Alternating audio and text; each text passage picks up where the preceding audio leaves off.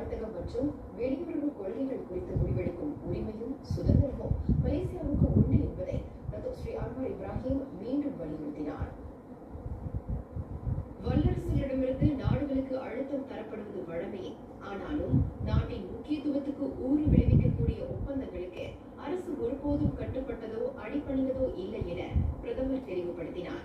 அரியமண் வளம், மின்கடத்தி, மிகு ஆற்றல் காந்தம் போன்ற உயர் மதிப்பிலான வியூக திட்டங்களும் மலேசிய சீன முதலீடுகளும் தடைகளின்றி தொடர்கின்றன.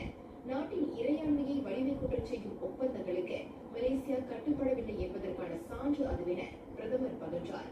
மலேசியாவும் சீனாவும் முன்வைக்கும் நிபந்தனைகளுக்கு மலேசியா கட்டுப்படுகிறது. ஆனால் அது நாட்டின் இறையாண்மையையும் தன்மானத்தையும் அடகு வைப்பதாக பொருள்படாது என்றும் அவர் விளக்கினார். மக்களவையில் அமைச்சர்கள் கேள்வி நேரத்தில் பெண்டாங் உறுப்பினர் டத்தோ அவாங் சொலாஹுடின் ஹஷீம் முன்வைத்த